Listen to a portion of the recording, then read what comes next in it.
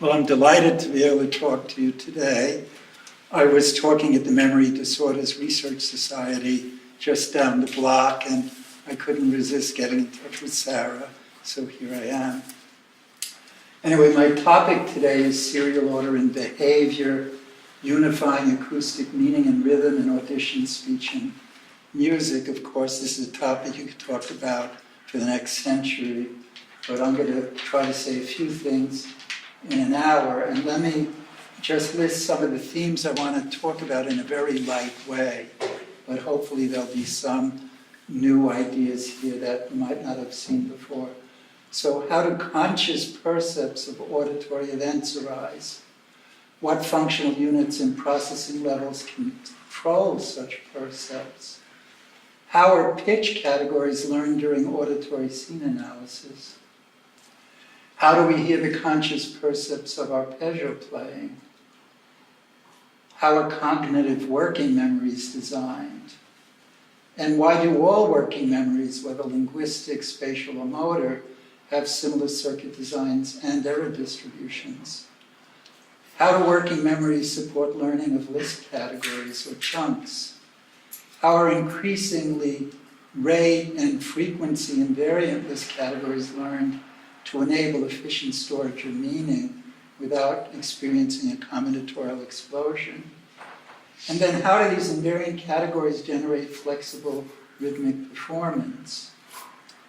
How are noisy sound sequences heard in the correct order even when they're disambiguated by future context? Just two more. How is songbird songs controlled? And how are individual events adaptively timed? So this is a bit of a potpourri. I didn't know who'd be here. I hope there's a flavor for each of you in the room. So in order to talk in these ways, one needs some novel paradigms for brain computing. One I like calling laminate computing, which asks why are all neocortical circuits organized in layers? And how do laminate circuits give rise to biological intelligence? A key research goal of laminate computing is to develop a comprehensive theory of how laminate neocortical circuits are specialized for different types of intelligence. And as of the present, there are at least three models to clarify aspects of 3D vision, of speech, and of cognition that all use specializations of the same canonical laminate circuitry, thereby illustrating that this is something we can do, even if it takes a century to do it fully. Well, what's complementary computing? This asks what's the nature of brain specialization. And here, in complementary computing, new principles of uncertainty and complementarity clarify why there are multiple parallel processing streams in the brain, as illustrated by this famous picture from Van Essen and his colleagues of the visual system. Well, what are complementary properties? There are analogies, like a lock fitting into a key or puzzle pieces fitting together. Let me say in words some key properties and then illustrate them with examples. Computing one set of properties at a processing stage prevents that stage from computing the complementary set of properties. And these complementary parallel processing streams are balanced against one another. It's a very yin and yang kind of thing, such that the interactions between the streams overcomes their complementary weaknesses and support intelligent and creative behaviors. Well, there are quite a few known complementary processes in vision, which I won't discuss today, but there were also some in audition, which I think is closer to some of your interests. And you may know this lovely picture from Rauschiker and Scott talking about what and where streams in primate, auditory, and visual cortex. In vision, you start in V1 and you go up through the where stream through parietal cortex, and then the what stream through temporal cortex. And in the auditory world, you start with A1 and do a similar kind of flow. So there are these parallel kinds of organization going on. Well, a central theme in all of the modeling I'll discuss today is how do humans and other animals learn to attend, recognize, and predict a changing world. And I've tried to approach this within what I call adaptive resonance through your art, which has now been around for around 40 years, and which has as a unifying theme what I like to call the stability-plasticity dilemma. This asks, how can learning continue into adulthood without causing catastrophic forgetting, or how can we learn quickly without being forced to forget just as quickly? So I've already learned most of your faces, and I have no fear that when I go home I'm going to forget my wife's face and our daughter's face. And this is an accomplishment to the brain that can't be taken for granted. The art main idea has to do with the predictive brain, namely that top-down attentive feedback encodes learned expectations that dynamically self-stabilize learning in response to a complex changing world. And to do this, there are art matching and resonance rules to help to solve the stability-plasticity dilemma. Let me first just say what in words I think is happening and then illustrate it in greater detail. So first there's bottom-up activation from outside into your brain. By itself, other things being equal, assuming you're awake, can activate learned categories. But there are also top-down expectations from higher up in the brain toward the periphery that, in words, learn prototypes that select consistent bottom-up signals, this is a form of hypothesis testing, suppress inconsistent bottom-up signals, this starts to focus attention, but cannot by themselves fully activate target cells. They can sensitize, modulate, and prime them. If they could fully activate them, you'd be hallucinating. And when certain processes get imbalanced, you do hallucinate. So it turns out that the very simplest way of doing top-down attentional matching, called the art matching rule, stabilizes learning. And there's a lot of data supporting the idea that this is realized by a top-down modulatory on-center off-surround network. So let's say I have bottom-up signals trying to activate some features, other things being equal they can. Let's say I'm trying to read out a learned top-down prototype that's trying to excite target cells. It can't fully do it because it also activates a broader inhibitory surround. So there's a kind of one against one going on out here. So, well, I'm sorry, I jumped the gun. There's one against one if you don't have the bottom-up inputs. But now if you have the bottom-up input and the top-down expectation, then within the confine of the prototype, you have two excitatory, one inhibitory. You can fire, synchronize, engage, and amplify these cells. Outside, you have one against one. You get suppression, and you start getting an attentional focus.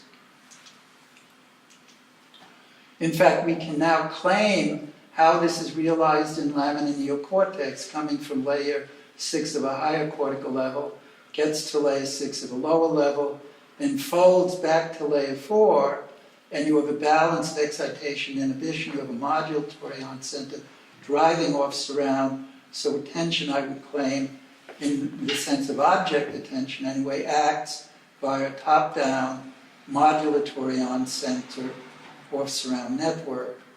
Well, why should you believe this? There's a claim here that there's a link between top-down expectations, cooperative competitive matching, and attention. And a lot of data has supported this prediction over the years. Here's just a subset showing that attention does have an on-center off-surround characteristic, leading people like Desimone and Underleiter to coin the popular phrase biased competition. Attention can facilitate match bottom-up signals through that modulatory off-surround. This is inconsistent with models where top-down matching is suppressive, as in some Bayesian models, let's say due to very bright people like David Mumford and Dana Ballard. The data just don't support them. There's support for the predicted link between attention and learning in vision, in audition, and in somatosensory world. Well, how does adaptive resonance come into the story? The claim is that attended feature clusters reactivate bottom-up pathways, and then the activated categories reactivate their top-down pathways, activating this positive feedback loop and leading to a resonant state that can synchronize, amplify, and prolong system response. And it's this resonant state that can trigger fast learning in both the bottom-up and the top-down adaptive ways, why I call it adaptive resonance, and in the course of this, not allow learning of outliers and thereby solve the stability-plasticity dilemma. So I'm proud to be able to say that all the key art predictions have behavioral and neurobiological support, including physiological support for the predicted connections between consciousness, learning, expectation, attention, resonance, and synchrony by many labs. None of these are not all the same thing, but they are all linked in predictable ways that are supported by many different experiments. Talking about resonance, there's also a lot of evidence for the link between attention and synchrony. Here are some of the nice review papers about that. I'm only going to use words today, but art works. It's used in many large-scale applications. If you're interested in that, you can look at the CNS Tech Lab webpage. There are a lot of companies that use it for industrial applications. Well, in art, one needs to ask, how do you balance between the expected and the unexpected? And here you have interactions between complementary systems that, to honor classic psychophysiological work, as I call the attentional system and the orienting system. In the attentional system, you have processes like resonance, attention, learning, and recognition, whereby events become expected and familiar. And the orienting system deals with the unexpected and the unfamiliar. And here, there are processes like reset, memory search, and hypothesis testing. And this uses a lot of brain. This uses temporal prefrontal cortical interactions. This uses, among others, hippocampal and non-specific phonemic interactions. This is a schematic of the simplest such model called ART1, which Gail Carpenter and I developed many years ago. And I use ART1 to illustrate the art hypothesis testing and learning cycle. So let's imagine you have a pattern of incoming signals due to different feature detectors. They activate the features in this feature field, and each active pathway tries to turn on the orienting system. But you don't want it to turn on right away, and that's prevented because these active features approximately balance this excitation, and they inhibit the orienting system, which is now kept quiet while you go through the adaptive filter and activate the category. The category then reads out a learned top-down expectation using the art matching rule, and some of these features may not be supported, so now there's less inhibition of the orienting system, and the question is it going to fire? And that's determined by a gain parameter called vigilance, which asks how big a mismatch or how much novelty is tolerated before it's going to fire. And that's going to determine how specific or general your categories are.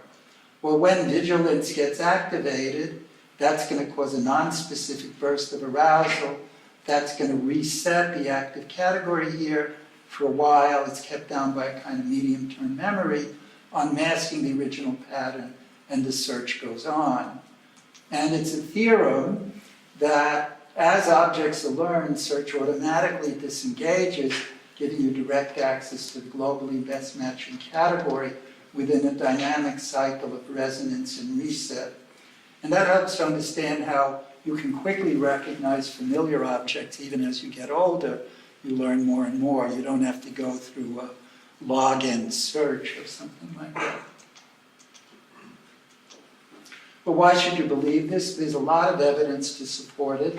One set of experiments I was involved with many years ago with Jean-Paul Banquet, cause in art the search cycle has mismatch, arousal, and reset, and that led, due to art's interpretation of event-related potential data, in this case using tones, that we'd look for a P120, a component of N200, a component P300. So the prediction is that if you get one of these, you get them in this kind of ordered sequence. And this paper supported that prediction. Then Bob Desimone, who I taught about art when he was a very young scientist, has, for example, shown active matching processing going on in IT cortex that's reset between learning trials. So there's both physiologically upbeat behavioral data for this sort of thing now. Well, how is art reflected more in auditory data? I'd like to start with a topic that's important for understanding music, but again, everything I'll say will be with a light touch, but I hope won't be vague. So let me briefly discuss the neural model of pitch-based auditory scene analysis and source segregation. So this has to do with how do you solve the cocktail party problem, or how do you get pitch-based pop-out acoustic sources, such as voices or instruments in a multiple source environment, what Bregman would call streaming, primitive streaming. And we started with this by trying to introduce a model of pitch perception that we call the SPINET model for the spatial pitch network model, which has pre-processing stages leading to a log frequency spectrum map, which then goes through an adaptive filter and activates pitch categories. And we use this model to quantitatively simulate quite a bit of psychophysical data, but our reason for wanting a model like this, as opposed to just a model, let's say, with cross-correlation, is it provides a neural map representation that can be extended to understand auditory streams. This illustrates one of the simulations we did. And so with that in mind, we can ask, how do pitch-based streams form? And are there general principles of brain design that auditory streaming obeys, and that may be compared with designs for variable rate speech perception, which differs in certain ways, but I want to point out one way in which I believe they're very similar. So the claim is that auditory streaming, pitch, and music perception, actually recognition brain systems, obey our principles to learn quickly and stably from the acoustic environment. I want to illustrate that just with two simple examples. So the so-called art stream model tries to explain some data about streaming. It's not by any means complete, but embedded in it is the SPINET model. But now it's extended to have frequency spectral strips. Each frequency would have a strip, and that have strips for pitch. And in addition, you have the top-down art matching rule, okay? And so let's say that a sound comes in, it generates a resonance here with a pitch category. This activates certain frequencies here. Due to asymmetric competition, it shuts them off in these other strips, which can now form their own streams with exclusive allocation. And I believe such a circuit clarifies how you can learn pitch categories. So I would claim that a stream can be thought of as a spectral pitch resonance, which helps you to learn categories like pitch categories. And the auditory continuity illusion, although simple, clarifies, I think, a main paradox. If you just have a pure tone, broadband noise, pure tone, versus pure tone, broadband noise, versus two tones and no noise, under the right conditions, if you have this, then the tone seems to go through. But in all the other cases, it doesn't go through. And that raises a paradox, because until the second tone turns on, these situations are identical. So it seems that somehow the influence of the second tone goes backwards in time. So I love things when they seem to go backwards in time. So you have to ask, how does the future sound let the past sound continue through noise? Well, if you have a resonance, it takes a while for the resonance to kick in. But after it starts, the future tone can maintain it much more quickly. So you don't hear all this stuff right away. There's a delay. And if this isn't too long duration, when this comes in, it can keep that resonating. Well, why doesn't it happen if there's no noise, like here? Well, that's the art matching rule, because the top-down filter is modulatory with the bottom-up input. It can't create something out of nothing. So I think auditory continuity is just showing you how you learn pitch categories. It's not paradoxical at all. This is part of my belief that all conscious states are resonance states, because you're aware of the resonance, and that spectral stream resonances help to support consciously heard auditory percepts. And we've simulated a lot of this here. You have a break, and you have a break, and you have noise, and you go through, blah, blah, blah, blah. We do simulations. The model is incomplete, but I think it makes that point correctly. Also, you can extend the model to include how pitch and spatial location work together. That's not my focus today. What I want to do is note that there are various generalizations, and I want to talk about one of them. I don't know how many of you know Jerdingen's work. Do any of you know that? It's already quite old. Anyway, he's a very good music theorist. And that has to do with the fact there are Gaussian filters in the pitch category layer.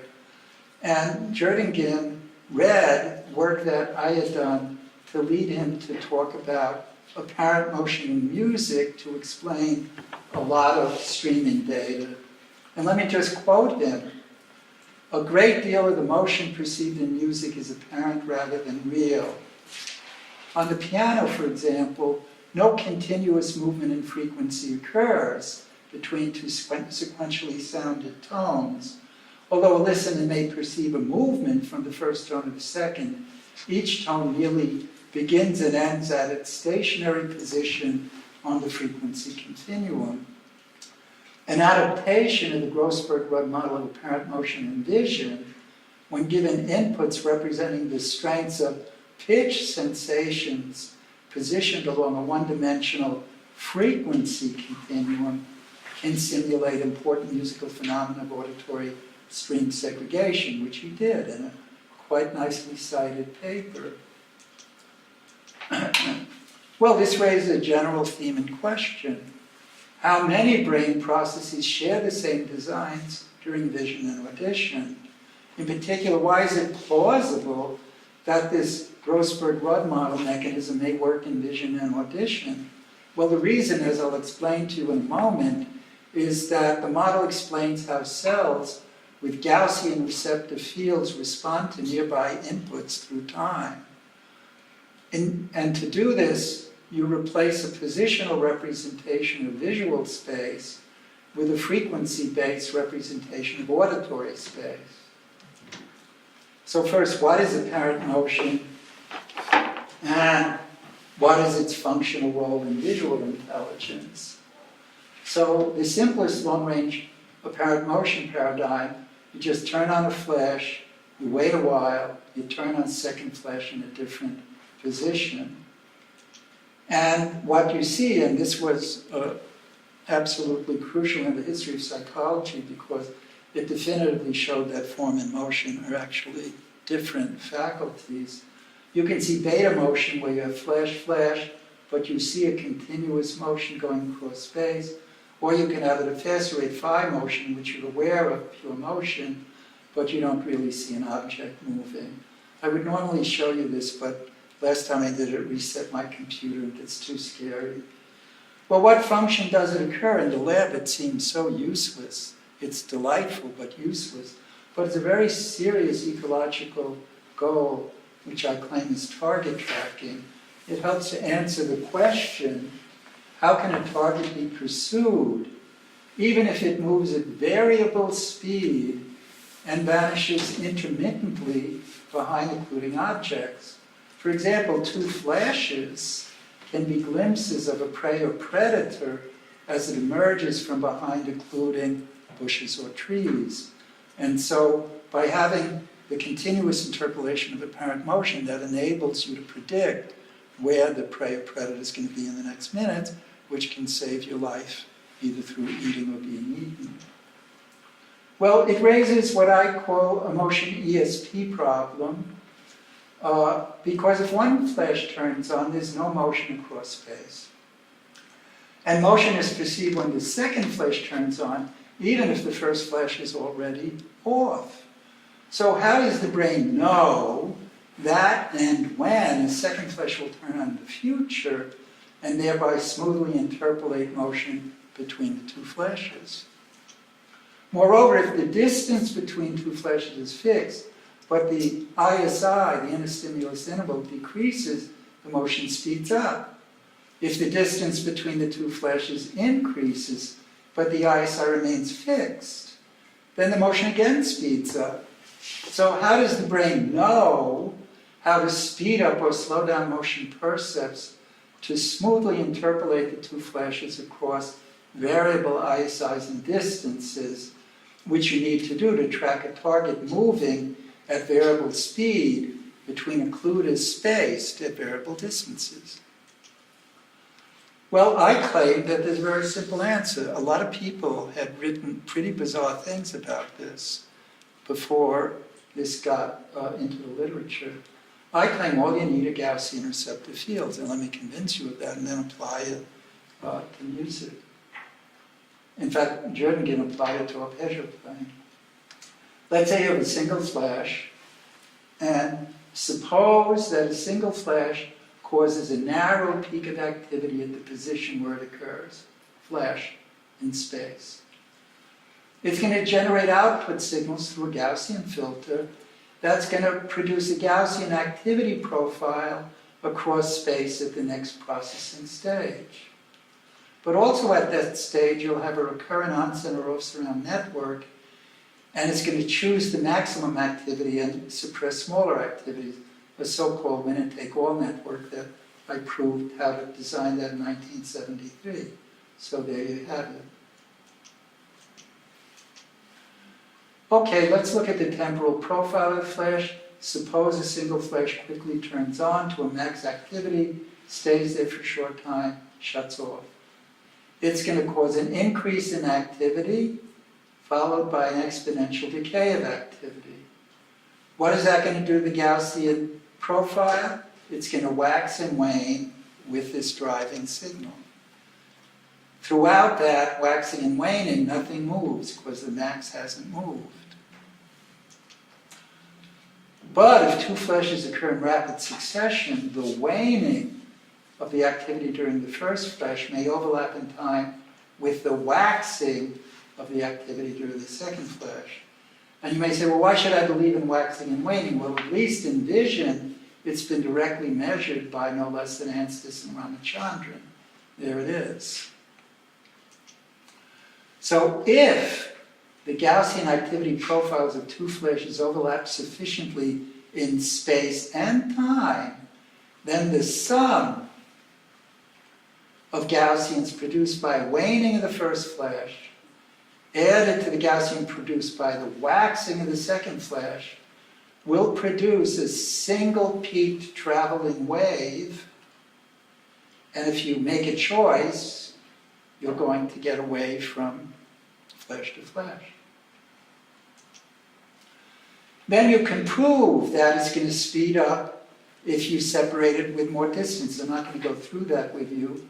I proved all this stuff in '77. For example, here you can prove that the time at which the motion signal reaches halfway mark, no matter how big the distance L is, obeys this equation, and that time is independent of the distance, so it speeds up. It's also independent of the width of the Gaussian, so you're going to have multiple scales tracking the signal, and they all stay in sync. That's important. That was used by Jerningen too, for music. So it clarifies how multiple scales cooperate to generate a motion percept, and here you have the scales moving together through time. So a Gauss wave, a G wave, will occur wherever there are overlapping waxing and waning Gaussian receptor fields, which is in a lot of parts of the brain. So tracking a visual target moving with variable speed across variable distances can be translated into variable speed rhythm played across variable pitch differences, which is what Jerningen did.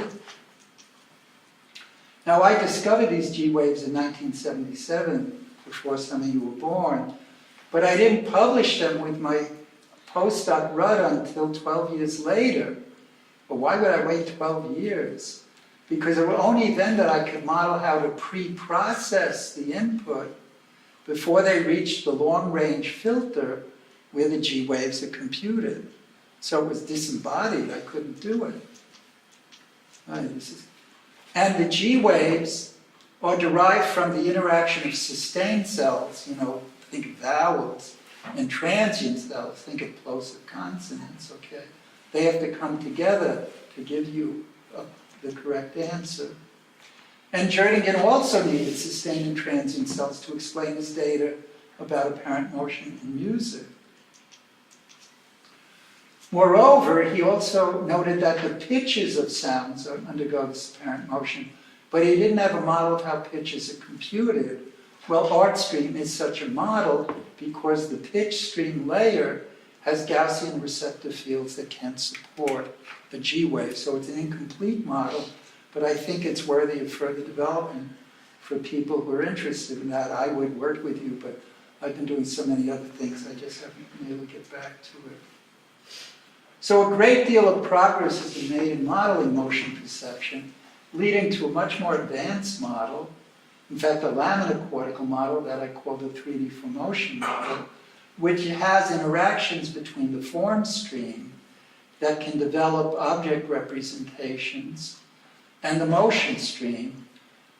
And they interact, for example, between cortical area V2 and MT from depth-separated boundaries to a long-range motion filter that does boundary selection and depth.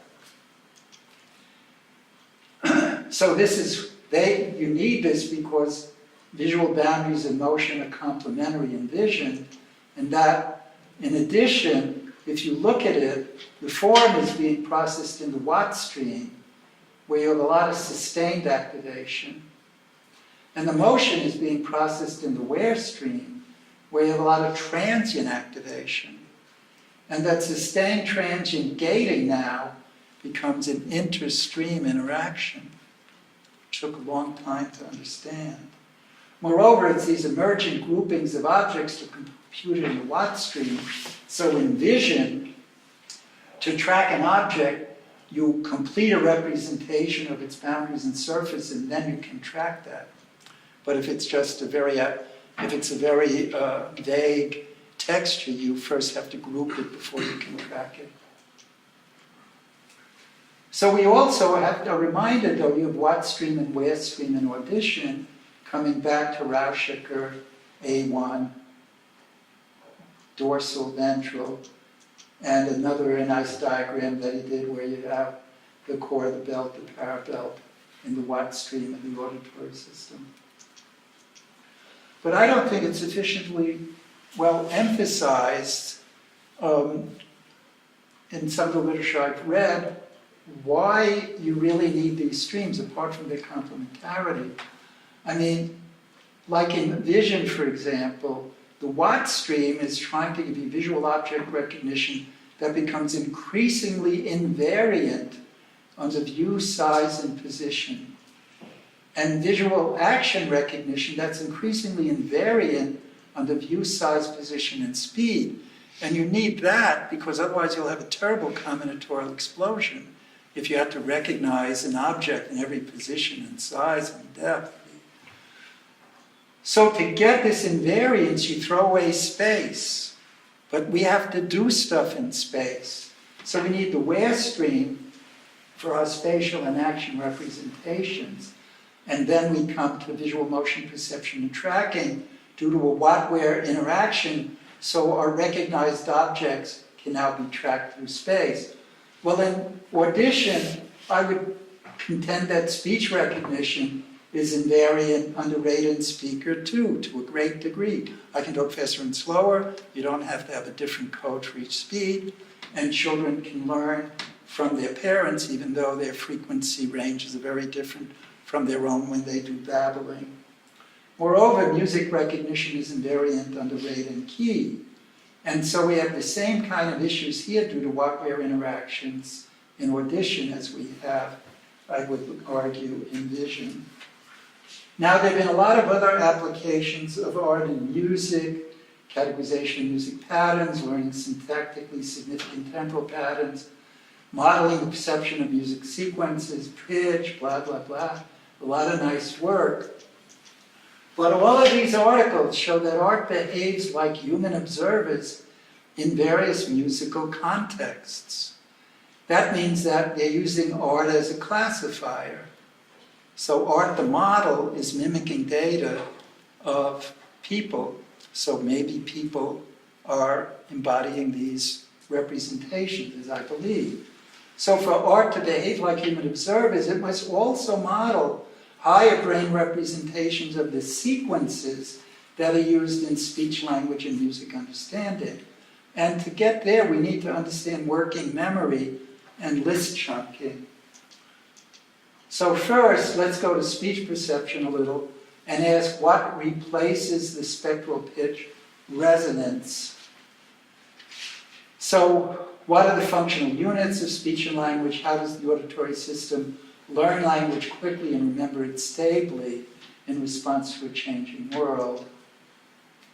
So I want to illustrate one point here, because it's all I can do today, that's analogous to the auditory continuity illusion, but in the domain of speech categorization, word recognition. And that's phonemic restoration, which I assume in this audience you're familiar with. Is that correct? How many know about phonemic restoration? Yeah, thank you, I'm glad. A lot of audiences know nothing about it. It's scary, because I think it's such critical data. So then you might know, the great work of the Warrens. Here's the legislatures. You just blank it out. You hear the silence. Here you put in broadband noise, and the phonemes replaced by the noise are perceptually restored by the subjects. Or you can do it with delivery and deliberation. You put in noise here, you have deli at the beginning of both. Here you can complete, but you can't complete over the silence. I hope you now recognize this is the art matching rule.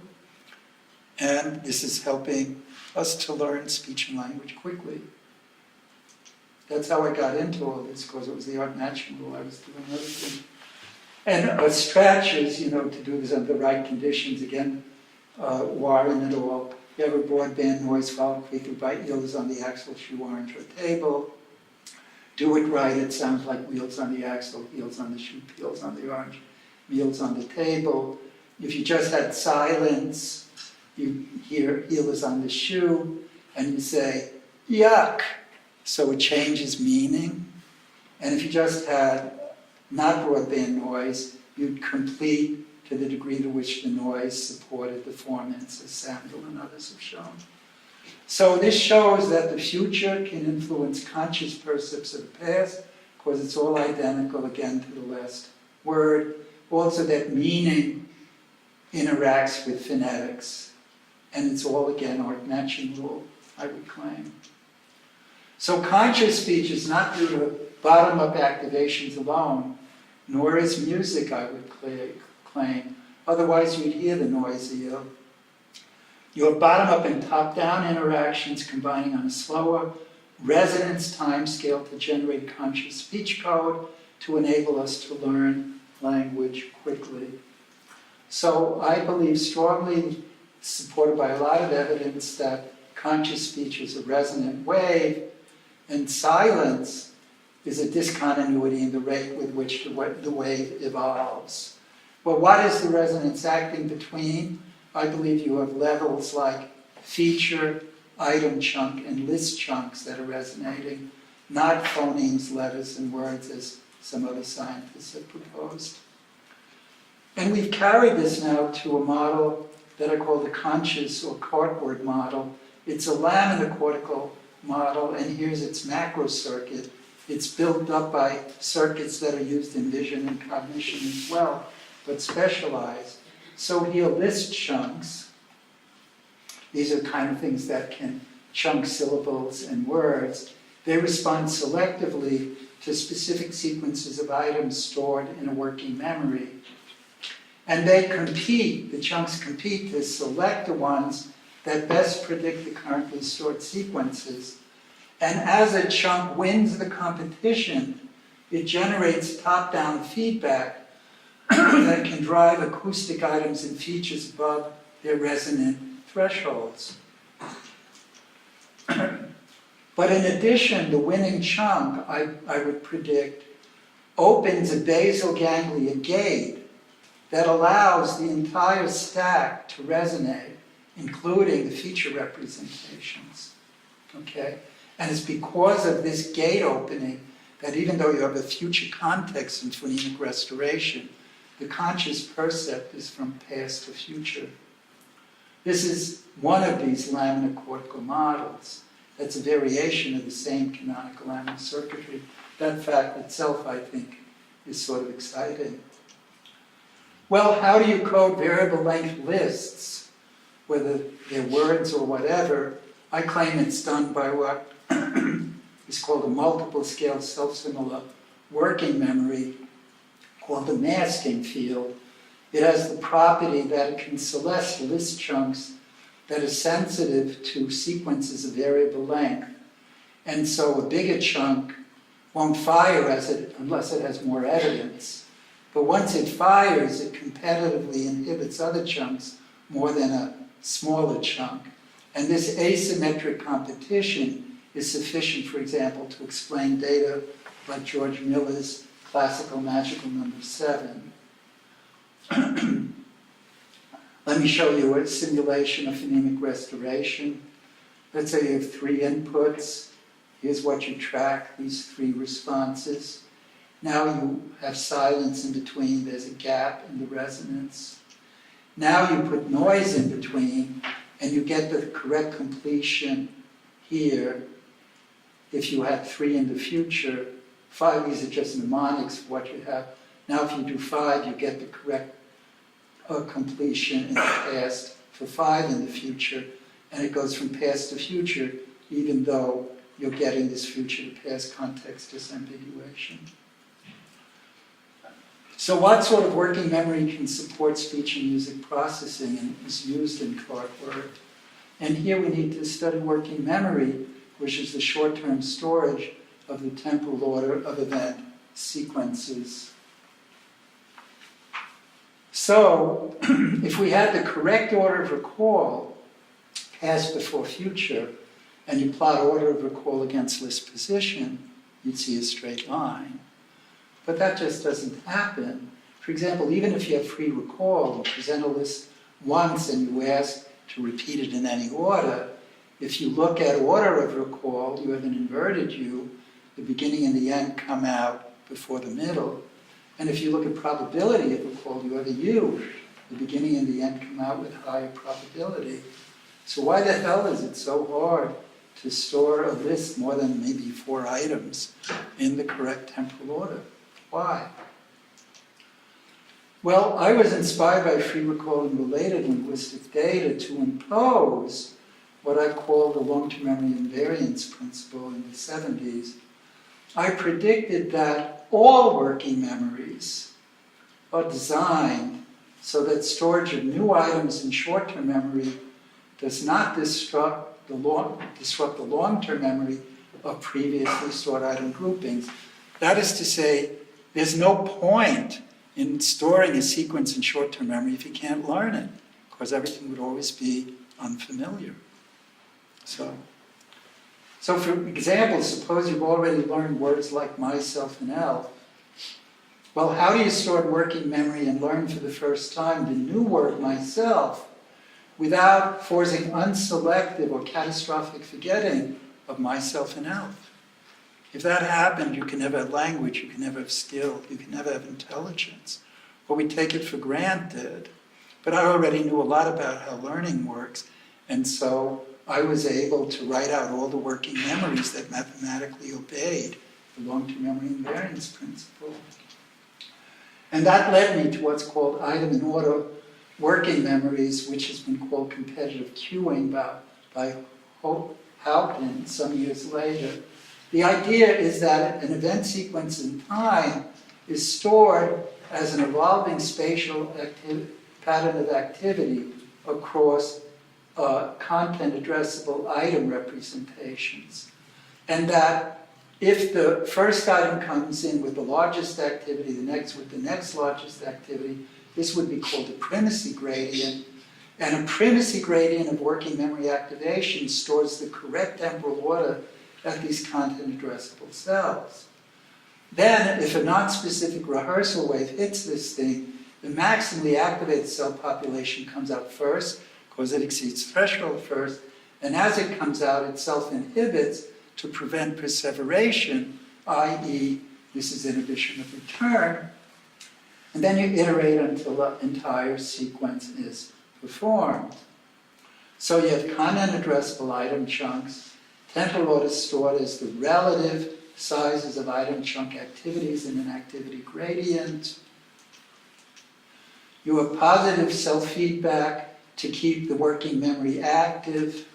You have off-surround recurrent inhibition to balance the positive feedback so it doesn't all saturate and it can preserve the pattern of activity. And you have a rehearsal wave to read it out with the largest activity out first, and then you have self-inhibition to give you inhibition of return.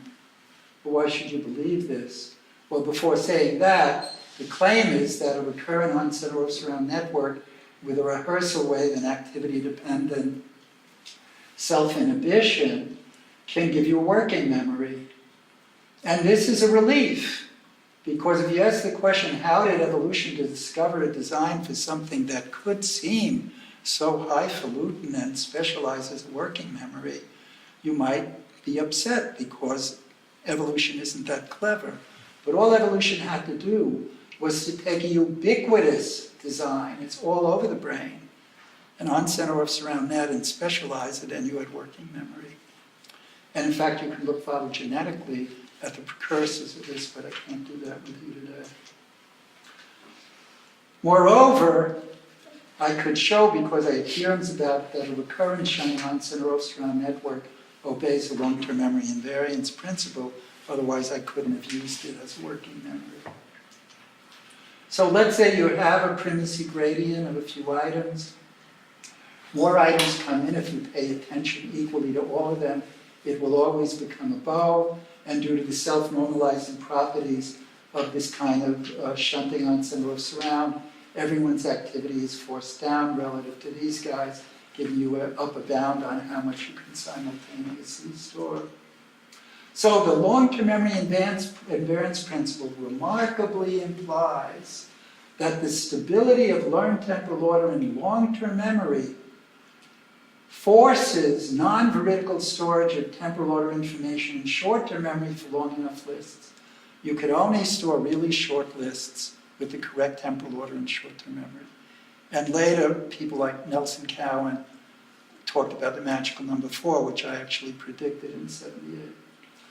So a bow implies that items at the beginning and the end of the list are performed earlier, because bigger activities come out first, with higher probability, because they can defend themselves better against internal cellular noise, and you can easily explain transposition errors and a lot of other stuff. Well, why should you believe this? There's a lot of data supporting it. Like Farrell and Lewandowski talk about several competing theories of short-term memory, and they say that their own error latency data rule out 3 of the 4 representational mechanisms. Their data support the notion that serial order is represented by a primacy gradient that's accompanied by suppression of recalled items, which is what I predicted. But it really got exciting for me when neurophysiological data supported it. These are data starting in 2002, led by Bruna Averbach in Apostolos Georgopoulos' lab.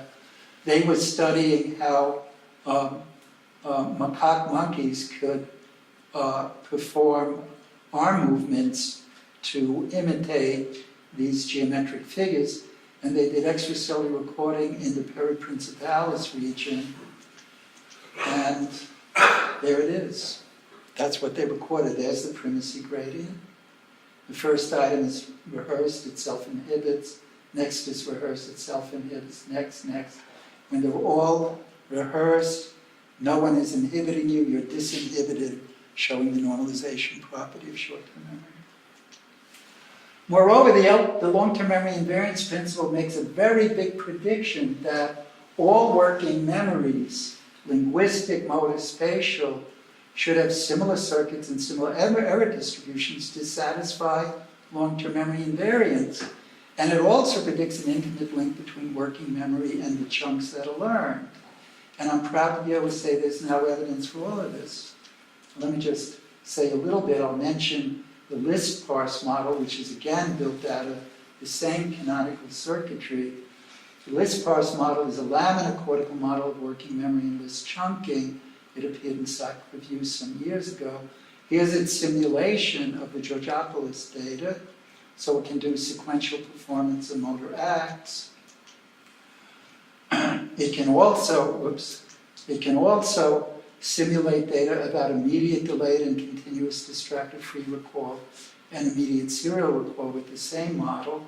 So motor and linguistic, these are simulations. You can see the very good fits here. A lot of data like that.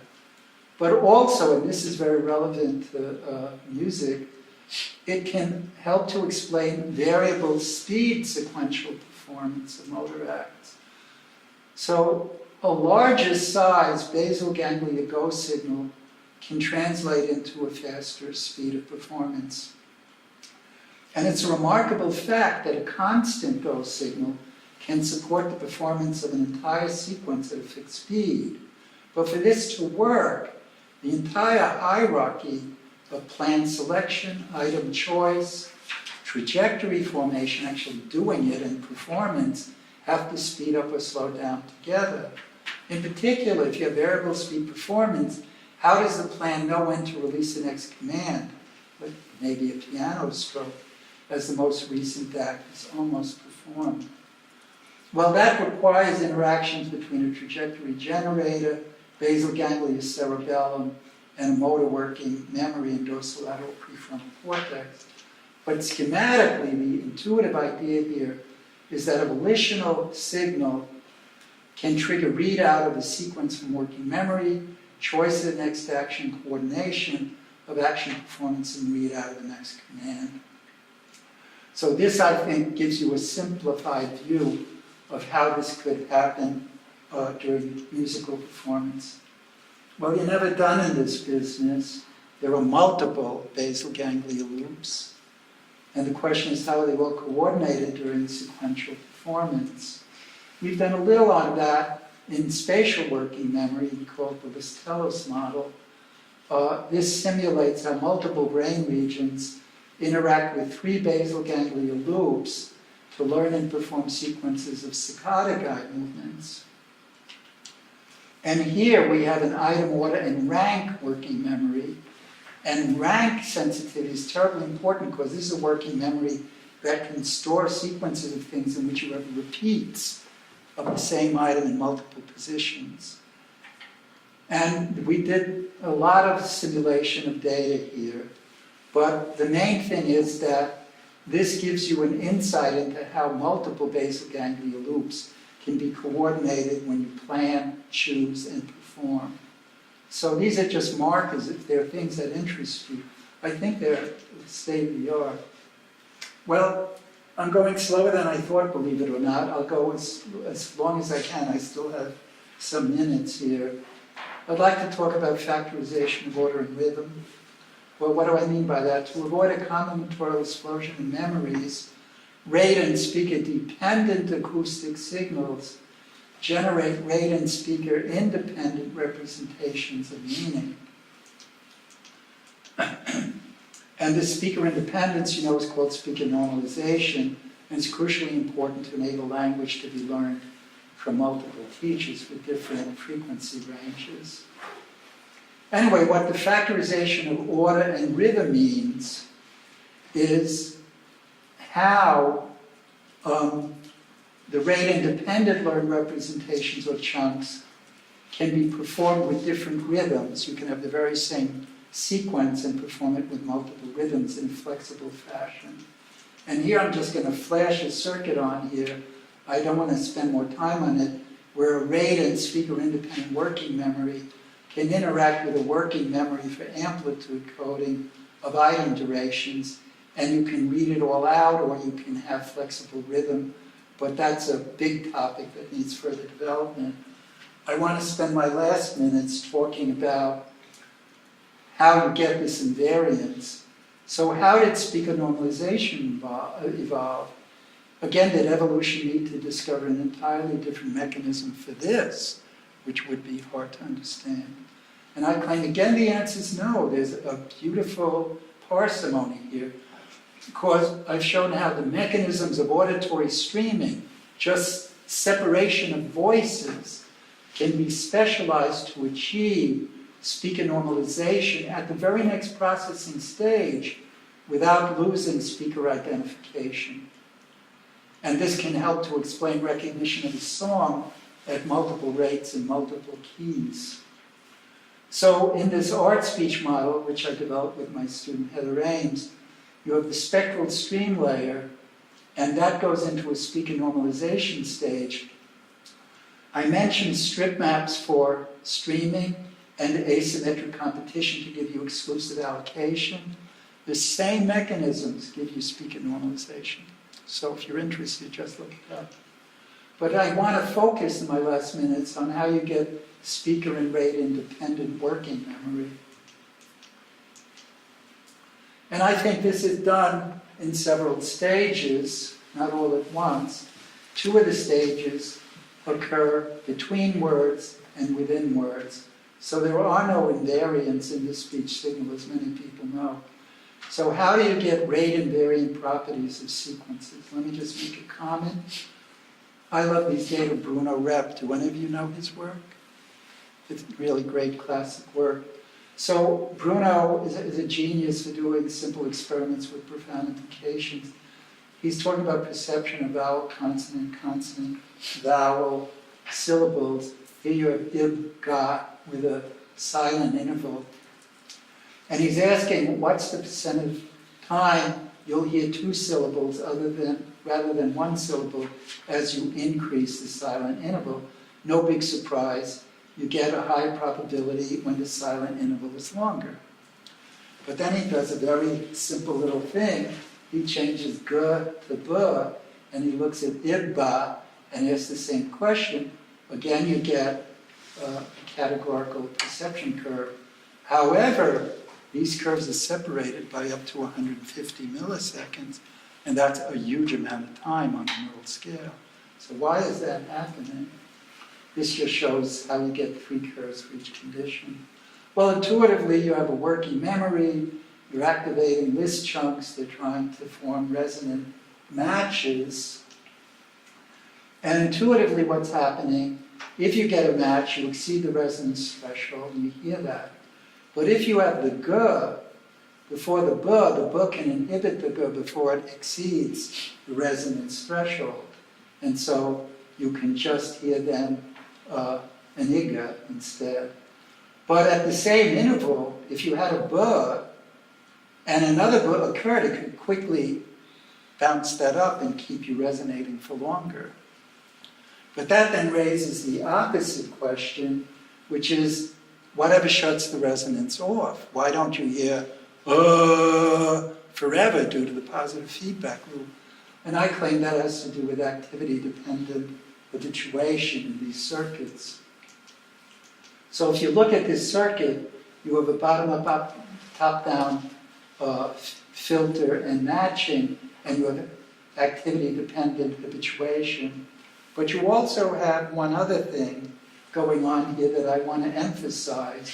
You have a rate-dependent integration going on, because as consonant sounds are coming in, they're inputting here and being integrated and increasing the integration rate of the features and the categories so that it can try to keep up with a variable rate of speech? Well, first, there are two mechanisms of reset. In art, there's mismatch reset, and I just mentioned there's habituative collapse. But the deeper thing I want to talk about is gain control of working memory integration rate. So listener percepts are approximately invariant with respect to mean silent interval between the stop constant clusters. And the silent interval is inversely related to input rate. And the input rate alters the working memory activation rate so you can keep up with a variable rate. With the result, a tendency toward a rate-independent percept. But this rate-independent processing is what created the rate-dependent category boundaries that you saw. And that's sort of paradoxical. That fits to the data. Let me just say one more thing, and then I'll either stop and take questions, or if you want to hear about Birdsong, I'll tell you about Birdsong. This will only take a couple of minutes. On the intraword level, you need to compensate for non-invariant properties of individual syllables, like a CV pair. So, for example, Miller and Lieberman showed that shortening the A in ba can make it sound like wa. So there's again a backward effect in time. Raising the question, how do you perceive language, or indeed any variable rate acoustic sequence, if its correct order, in its correct order, if such backward effects can occur, raises an issue on a micro level that's also raising phonemic restoration. Well, what if you speed up or slow down both the b and the sound? Do the relative consonant vowel durations determine the percept? Well, in these data, the answer is yes. So you'll hear ba here and here. They both get sped up. But if you change the relative durations, you'll get a wa. But that's not all that's going on. Even when the segment durations are held constant, changing the frequency extent of the transition alters the percept. So if all you did is change frequency extent, a ba can sound like a wa. So to explain this, as before, you need a transient channel, a sustained channel, and in this case, the transient channel does automatic gain control of the sustained channel. There's asymmetric transient to sustained automatic gain control. That's been shown by a number of psychophysicists, and there are transient and sustained data in the auditory system. So the intuitive idea is you have a transient automatic gain control of the sustained integration rate, and then your adaptive filtering over both of these working memories. How do you define a transient channel? Well, you have the transient detector, but it's an on-center off surround net that gives you automatically frequency extent. And then you put together these transient detectors, they automatically gain control with sustained channel, and you can get 99.3% of the variance of that data. So anyway, I've thrown a lot into you today. I wanted to give you some principles. I imagine you can be real tired. If you want to ask me a question now, that's fine. If you want me to talk for 5 minutes and tell you a little about Birdsong, that's fine. I'm at your disposal. So you should just somehow tell me what you want. So I'll say a little about Birdsong. And I'm going to start in an indirect way by talking about space-time pattern learning, associative learning, and ritualistic performance of an arbitrary act. And there's what's the minimum number of cells that you need to do this? And the answer is 1. And it implies that very small brains can carry out complex reflexes. So then why do we need big brains? Well, let me give you a little background. First, I'll mention spatial pattern learning, which I believe is done with an outstar circuit. You can have an input that turns on this sampling cell, and it has adaptive weights that are going to be sampling an input pattern over here, like in classical conditioning, you can have CS and US. And then if you turn it on later, it can read out that learned pattern as a distributed spatial pattern here. And I call it an outstar because you can put the source cell in here and it faces out, so it's an outstar. Well, an avalanche samples a space-time pattern as a sequence of spatial patterns, just as we understand a movie as a sequence of still pictures. So if I have a sampling signal, it goes down this long axon, and it activates a series of outstars, each of which is learning a spatial pattern in a space-time pattern that's coming in. You could imagine that this is the Appassionata Sonata being represented in terms of the motor commands or something, and you're learning to sample all the commands that you need to play the Appassionata Sonata. And then later you turn on the sampling pulse and you read out a sequence of spatial patterns in order. So the space-time pattern is read out as a sequence of spatial patterns, just as you go to the movies and you're really seeing a sequence of still pictures. Well, that's certainly not enough, because after the performance starts, it can't stop. If you learn the Appassionata Sonata with an avalanche and someone screamed fire in the middle, you keep playing while you roast it. So you need to adapt to environmental feedback, and that requires lots more cells. And if you just talk about this core, it sort of forces you to think about cognitive and emotional mechanisms. And that's how I was led to cognition and emotion, having discovered avalanches in the 60s. But the very first thing you need to do, and this is an example of factorization of order and rhythm on a very early example, you need nonspecific arousal. Because to fire one of these cells, you not only need a signal from the previous cell, but you need the whole circuit to be aroused. And these are polyvalent cells. If this and this converge, it can fire. If this is still on, it can fire, and then, but if you shut down the arousal, it's a very simple form of volition. You can't fire anymore because you removed one of the constraints on polyvalent firing. So you can stop that and switch. Moreover, if I increase the arousal, I go faster because you exceed threshold faster. And if I decrease arousal, you go slower. So you can get variable speed performance, and you can do switching between different behaviors. Well, is this just a fantasy? Well, no. It's actually an ancient discovery. Nonspecific arousal has the function of a command cell all the way back to crustacea, like in crayfish swimmer rats. Here you have nonspecific arousal, and you have the specific circuit that's making the swimmer rats bead in a certain order. But the payoff for us is, I was thrilled when Theodore showed that the songbird pattern generator between HVC and RA is an avalanche. They called it a sparse code, but here you have the sequential activation, and here you have the readout of the patterns that encode the song. But that's not the whole story, right? You're never done in this business, because you need a self-organizing space-time command structure. In particular, if you're in a crayfish, you only want its command cell to fire in response to appropriate signals. I want to avoid escaping from food, okay? So I need much more control here.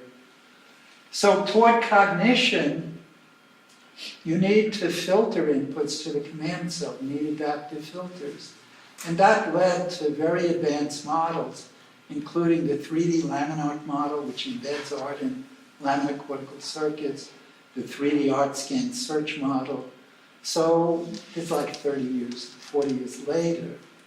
But for present purpose, I just want to remark, toward emotion, only important signals should turn arousal on and off. And so you need conditioned arousal. You can't just turn these on when you have the cue. You need conditioned arousal. And that led to the question, how is reinforcement related to a cue's conditioned arousal? Moreover, you can have competition between the conditioned arousal sources. And that leads to the notion of value categories, like the amygdala, which reinforce and motivate different behaviors. So this is now not a crustacean anymore. This is talking about a more sophisticated command structure. And you also have a reward expectation filter in the basal ganglia, which adaptively times learning in response. Well, you have adaptively timed learning that lets you respond to unexpected rewards. So jumping ahead many years later, there are models like the motivator model that clarify how temporal cortex, orbitofrontal cortex, amygdala with value categories, and a reward expectation filter in the basal ganglia, orbitofrontal cortex, I should mention, or object value categories interact together. Why I'm telling you this is that if you look again at Fee's data, a later experiment shows that vocal experimentation in juvenile songbird requires basal ganglia circuit. So already at the level of the songbird, not only do you have the basic substrate for temporal order, but you also have to have these motivational circuits that can help make the behavior flexible. Now this kind of temporal order does not have a working memory in it in the sense that I would describe, where you have the simultaneous short-term storage of multiple events that can then be read out by a rehearsal rate. So this is pre-working memory, and I think it's an interesting question. I don't know the answer. Maybe some of you know data on it. How working memories first began. I don't know. Anyway, maybe I should stop there. I had one other topic, but it's 2 slides, I'll tell you. It's so compressed at this point. I'm telling you this slide because there are many different types of timing, and one that might interest you a lot I'm not talking about today, which is beat and tempo. But this is how you adaptively time individual events. Like a cue occurs and the world is only going to give you a consequence of variable duration later. I don't know if you know much about conditioning, but there's trace conditioning, there's delayed non-matched to sample conditioning. A lot of times when the goals that you're seeking occur over a variable delay. And so this is about how you avoid never being able to wait and therefore always getting disconfirmed and restlessly exploring the environment for immediate gratification. Well, it turns out that the variation of the same circuit and local timing mechanism in the hippocampus, the cerebellum, and the basal ganglia, this is really important, I believe, for beat and tempo. Here it's the dentate CA3 circuit, here's the parallel fiber Purkinje cell circuit, here's the striosome substantia hyperpars compactus circuit. And all it's talking about is what I call spectral timing. How do you get little nerve cells to bridge hundreds of milliseconds or seconds? And I believe there's a spectrum of cell sites that each respond with their own local rates. And then if you condition, let's say I have CSUS, CSUS, the ones that are most active at the time of the reward will get amplified. That's what it looks like. And if you read out the population response, you're going to get a beautifully timed, adaptively timed response. Okay? And we predicted, and we developed a biochemical model for John Fiala in Journal of Neuroscience, that the underlying biochemical mechanism for this includes the metabotropic glutamate receptor system, which we believe is used in all these systems. And so a signature of this kind of timing is what's called a Weber-Law rule, which follows automatically. It's if your ISI, your instantaneous interval, is short, you have a narrow variance of response, and if it's long, you have a broad variance, and this is a simulation of that kind of thing. Moreover, my prediction was recently supported by physiological cells in hippocampus. This is a hippocampal simulation with Nessa Schmeier. The Eichenbaum lab called them time cells, but what they really discovered was a spectrum of locally timed overlapping cells that obey the Weber law. Thank you for your attention.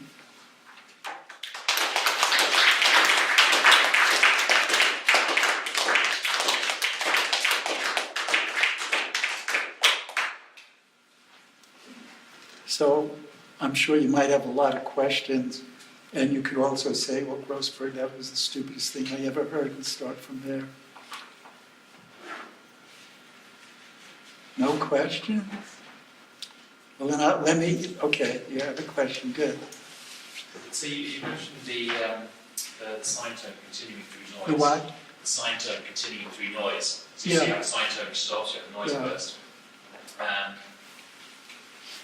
And so Bregman's explanation of this is that you have you assume that there's a single auditory component, a single stream, as a default hypothesis, and then you only add extra components if there's sufficient evidence.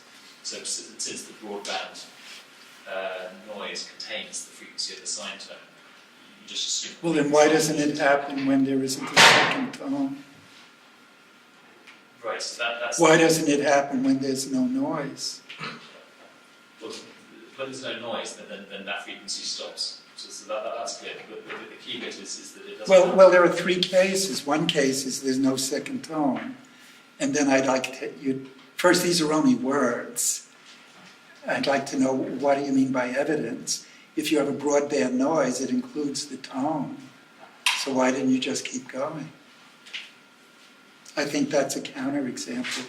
But also, no, I would stop there. I mean, what I'm trying to say is, you want your theories to get smarter as you get older, because you're not going to be as smart, and maybe the product of theory smartness and personal smartness can let you keep thinking productively. As a 75-year-old, I feel that very much.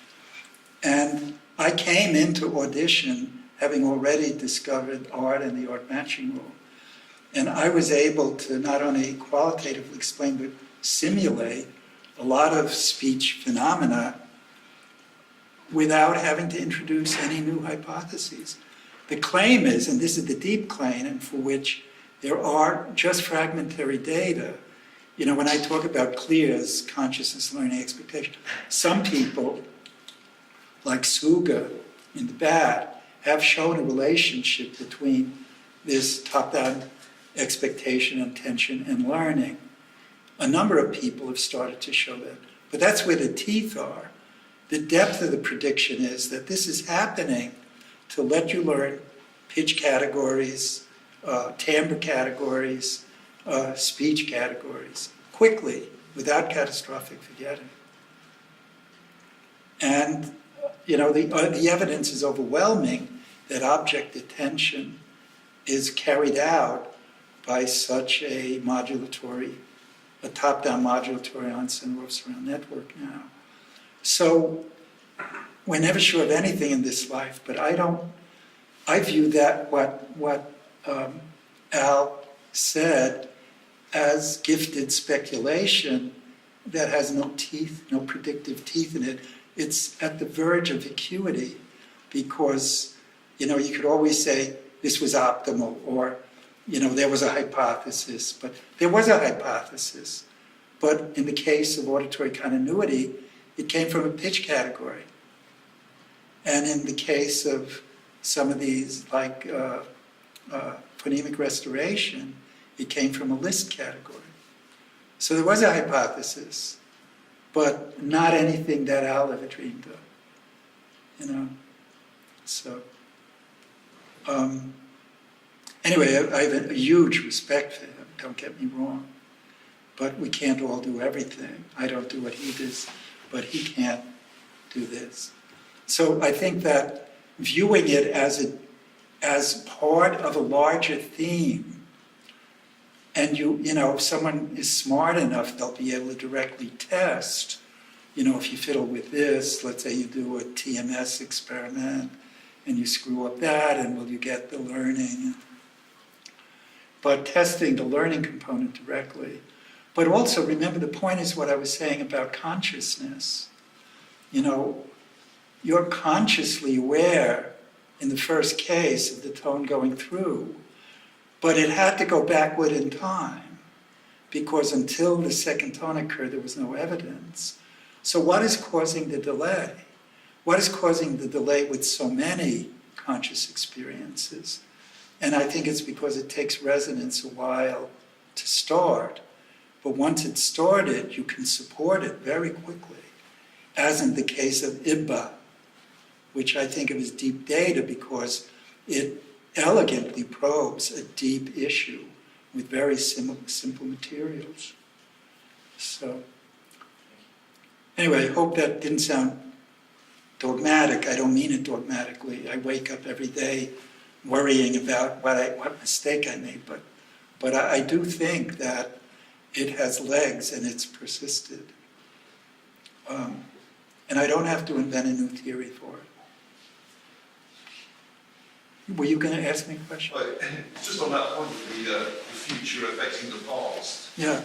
and thinking about the conscious experience of that, because there doesn't seem to be much experimental investigation of that phenomenon. Well, there's really a lot. I'm blocking on some of the people's names, but for example, what I've started to do, I have a paper, a review paper of adaptive resonance I published in 2013.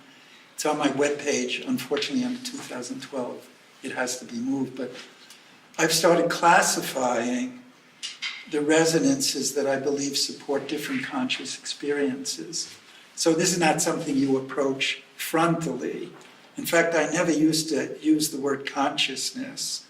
But then, you know, after Crick started making it fashionable, I figured I had to bring it out of the closet.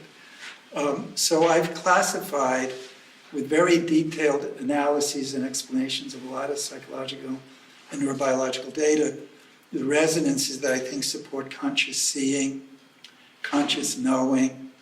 I mentioned some conscious hearing today, and conscious feeling. And they're in all different parts of the brain. So...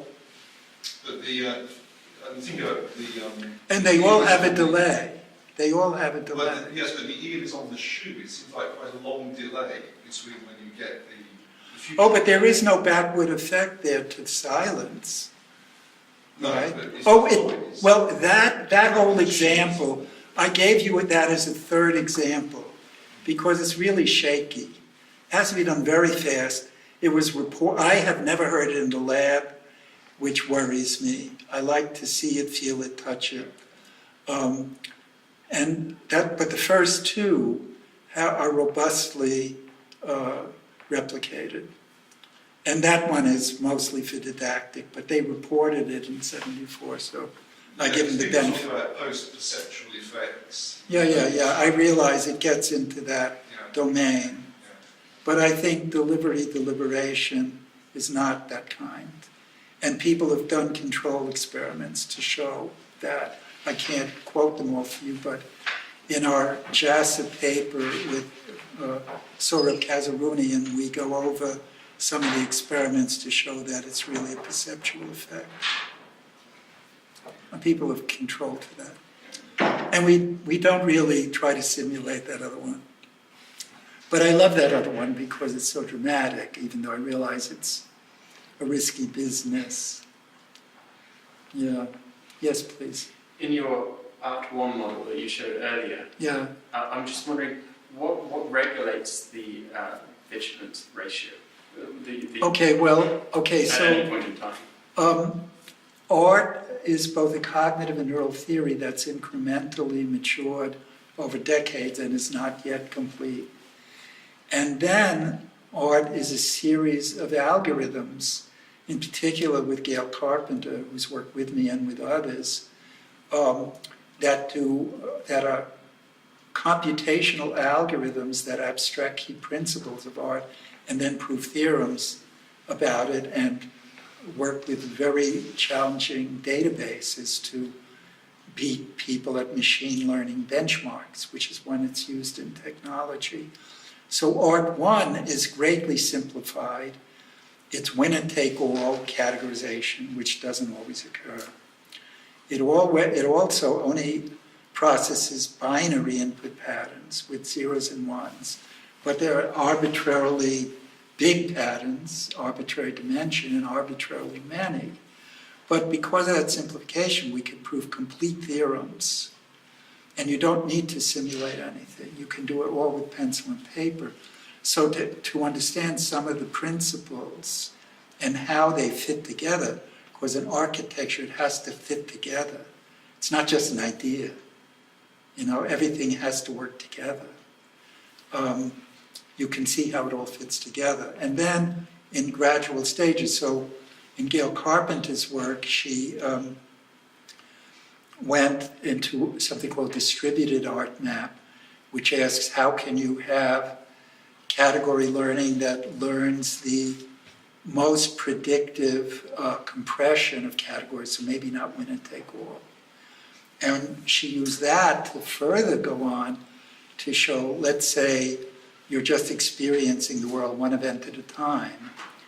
How can you spontaneously create a knowledge discovery system in which, just due to the relationships implicit in the data, it can form a hierarchy of rules, along with confidence in which rules imply others, which is sort of amazing. I view it as a brilliant piece of work. It hasn't had quite the impact yet that I think it will. People have to really get it. But to illustrate, Gail's paper was the only one cited at a NASA conference on remote sensing. So someone is getting it, and I think it's been used a lot in remote sensing in the military. Those people actually can read equations.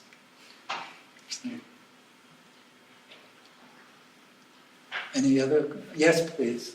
So, lately Could you talk a little louder? Yes, sorry. Lately there's been some accumulating evidence showing that there are some prominent frequencies in the brain that are sort of synchronizing. You mean gamma and all that? Theta. There are all kinds of different. Right. It depends on the specifics Right. of the Yeah, no, I know. I've written about that. So that just let me finish. Oh, sorry.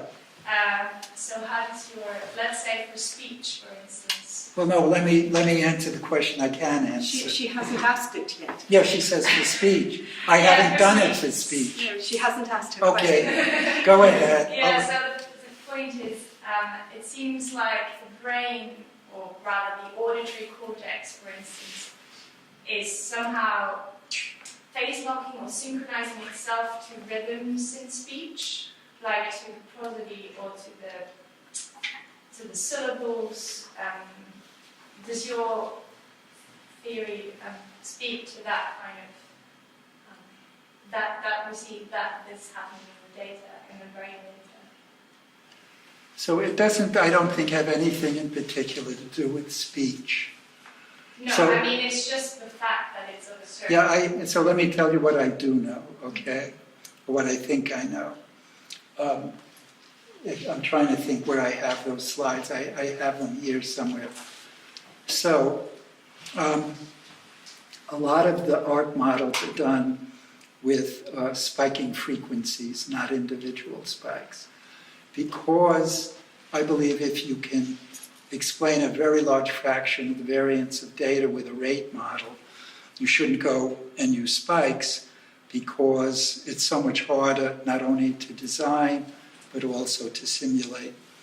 But there are phenomena that require spikes. And so with my student Max Versace, we published what we call the synchronous matching art model, the SMART model. It came out in 2008. And in it, if, just as an emergent property, if you have a good enough top-down match, you go into a gamma oscillation. And that's independent of modality. It's just the dynamics. And if you have a bad enough mismatch, you get a beta oscillation. Now there are several different reasons for gamma oscillations, and there are several different reasons for beta oscillations. But in fact, I have several papers clarifying data about beta oscillation, but they don't have to do with speech. But I think that one dichotomy is match-mismatch gamma beta. It's not the only one. And this doesn't require a modality, a specific model. It's going to happen whenever you have these kind of circuits. But are you talking about ongoing stimuli now, Yeah, over time? yeah. So Because as you change the stimuli, you're going to have, remember earlier I said, what you have in art is resonance, reset, resonance, reset. So you'd be having, if it lasts long enough, you'd get gamma beta. But it might not last long enough. You don't have to go into an oscillatory regime. For example, if something's moving very quickly, there's not enough time to get a steady state oscillation. But it will still synchronize. But why can- gamma beta of all things? I'm saying it's an emergent property of cellular properties interacting in networks. We didn't build in gamma or beta. We just wrote down, all of these models use membrane equations. You know, these are the array-based version of the Hodgkin-Huxley equations. We unlumped them to have spiking neurons, where we used good empirical estimates of the currents. Then if you put together the network, it'll give you gamma and beta. That's what happened. But I have to switch gears. For example, now I remember. I want to give more information. So I predicted under certain circumstances with Max, you get beta in a mismatch situation. So I lectured about this explicitly, I guess it was in Michigan, and this is terrible, I'm blocking on it. A very good hippocampus guy told me that he had just done some experiments in which he saw beta when an animal is navigating a new room. And I said, if it's anything that I know about, I would predict that first, let me just, my mind is going through a global upheaval here. I have to rethink the answer to tell you what the data said.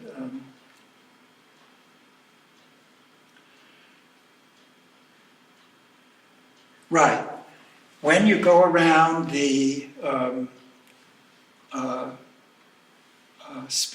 new space once, you get no beta. Then you're going to have more and more beta, and then it's going to go away. So you're going to have an inverted U in beta through time. And he told me that's what the paper is about. Now, why did I tell him that? Well, first, since that time, there's strong evidence that place cells are spatial categories in the hippocampal system, and that they're top-down attentive matching from the Morris lab, from the Candel lab, that stabilizes memory, which is exactly what Art predicts in that domain. And we have a model that clarifies how entorhinal grid cells and hippocampal place cells develop, but this is a hugely wide open field, so you don't have to believe it. But why would it happen in any art system? Well, the first time I have a novel feature pattern, it's going to grab a category. You're going to start learning, and the category now is going to read out an expectation. But that category knows nothing. Its adaptive filter is still being learned, and its top-down expectation is still being learned. So the issue is, if that top-down expectation mismatched a totally unfamiliar feature pattern, you'd get a reset before you ever got any learning. You couldn't get started. So the prediction in art is that initially top-down weights are large and uniformly distributed, and that top-down expectation learning is pruning of those weights. So initially when you went around, you started learning, there was no mismatch. But as you refine your receptive fields, you get more and more mismatches, so you get beta. And then as you consolidate the memory, I didn't talk about how art consolidates, the mismatches go away and you have no more beta.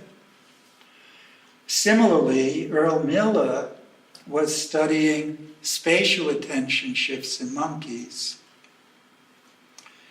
And so Earl's a collaborator of mine. You might have seen it. He was on a paper with me and Matt Silva, who then went to be his postdoc, on spatial working memory.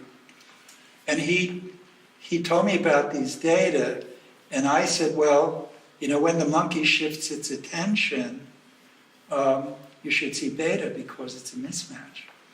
And so he reanalyzed his data and he found the beta. It was published in Neuron or somewhere. He didn't mention me, unfortunately, but I did tell him to look for it. And then Bob Desimone has data in V1, and we predicted that when you get the mismatch, in this case, you go through nonspecific thalamus, it activates layer 1 in cortex, which activates the apical dendrites of layer 5 cells.